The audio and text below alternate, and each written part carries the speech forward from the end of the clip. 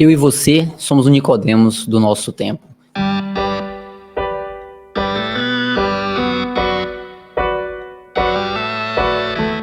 Meu nome é Wallace Rodrigues, seja muito bem-vindo ao nosso canal. Aqui o nosso objetivo é falar um pouco sobre ciência, sobre fé, sobre temas contemporâneos e como a cultura se relaciona com a nossa fé.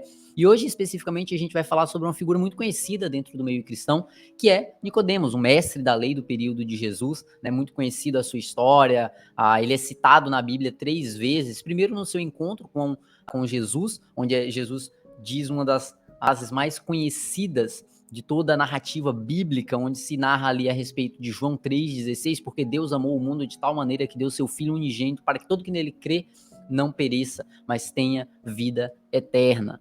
Deus ama tanto este mundo que deu seu único Filho para que todo aquele que nele crê não pereça, mas tenha a vida eterna. Então, nesse momento, um momento icônico, muito conhecido a respeito da palavra, Jesus tem um diálogo com Nicodemos.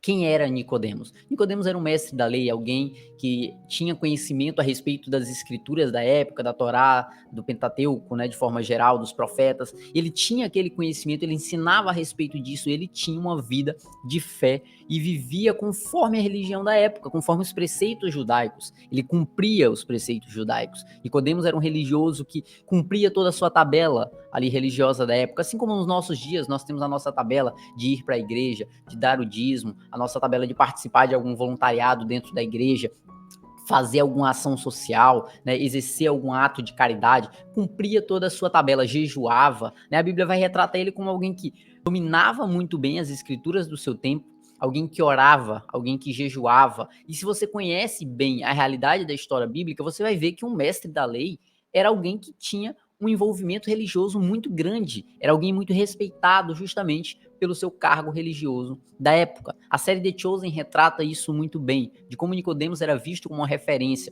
de como ele tinha seguidores, alunos que sentavam para ouvir o que Nicodemos falava, porque ele tinha muito conhecimento a respeito da palavra, porque ele era visto como alguém que cumpria os preceitos religiosos e por isso era alguém que tinha um caráter segundo as escrituras sagradas, segundo o coração de Deus. Essa era a concepção da época, era a concepção que as pessoas tinham a respeito de Nicodemos. Só que no confronto em Jesus e Nicodemos, no momento do diálogo em que Cristo confronta Nicodemos, mesmo diante de tudo isso, mesmo Nicodemos sendo um religioso padrão, um religioso acima do padrão, que cumpria todos os preceitos, a primeira coisa que Cristo fala para ele, Nicodemos, é necessário nascer de novo. Um tipo de reino que uma pessoa não pode ver, a menos que nasça de novo. Nasça de novo? Isso. Quer dizer, uma nova criatura? A conversão dos gentios para o judaísmo? Não, não é disso que eu estou falando. Então o que é nascer de novo? Espero que não queira dizer retornar ao ventre, porque seria um problema para mim. A minha mãe, que descansa em paz, está morta. Na verdade, eu te digo que aquele que não nascer da água e do Espírito não pode entrar no reino de Deus. Como assim nascer de novo? Nicodemos fazia tudo que a religião pedia. Nicodemos ia aos cultos no domingo, Nicodemos ia nos cultos de meio de semana, Nicodemos participava das reuniões de oração, Nicodemos jejuava, Nicodemos dava o dízimo, Nicodemos ajudava nas ações sociais, Nicodemos cumpria todo o protocolo religioso. Nicodemos estava nos congressos cristãos, Nicodemos assistia às palestras, os cursos, acompanhava pregadores, Nicodemos fazia tudo isso. E como assim é necessário nascer de novo? Como pode ser isso? O senhor é professor em Israel e não entende essas coisas? Estou tentando, mestre. Eu sei. Eu sei. Porque o que Cristo queria da vida de Nicodemos não era meramente o cumprimento de protocolos religiosos do seu tempo, não é meramente participar de uma bolha, de um ciclo religioso, cumprindo aquilo que as pessoas acreditam ser o ideal, mas era que Nicodemos nascesse de novo, já não mais vivendo segundo as coisas da carne, mas segundo as coisas do Espírito. E para nós muitas vezes pensamos que as coisas da carne são coisas que normalmente as pessoas no mundo praticam, e as coisas do Espírito são aquilo que as pessoas da igreja praticam. Mas Cristo vem e nos mostra que mesmo aqueles que estão dentro da igreja muitas vezes estão praticando as coisas da carne, porque não vivem segundo o coração de Cristo, não vivem segundo a perspectiva de novos céus e uma nova terra. Vivem meramente para cumprir esse protocolo. Um protocolo em que nós temos um bingo religioso do qual nós precisamos marcar ali todas as nossas pedras.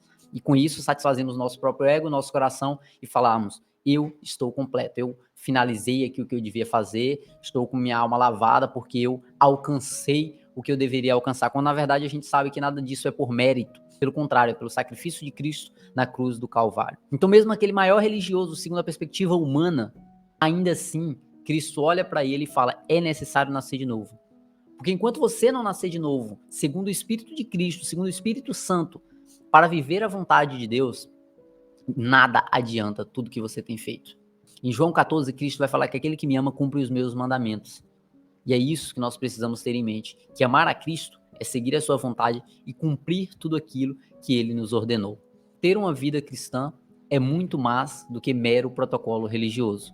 É viver segundo a vontade de Deus. E enquanto a gente estiver preocupado meramente com a nossa imagem, com a nossa estética, com o nosso cumprimento de metas religiosas, com a nossa participação em meramente estar no culto e não ser culto a Deus, né? Que a nossa adoração é meramente o momento de louvor ali no culto. Enquanto nós estivermos limitados a essa perspectiva, ainda assim vai ser necessário que nascemos de novo.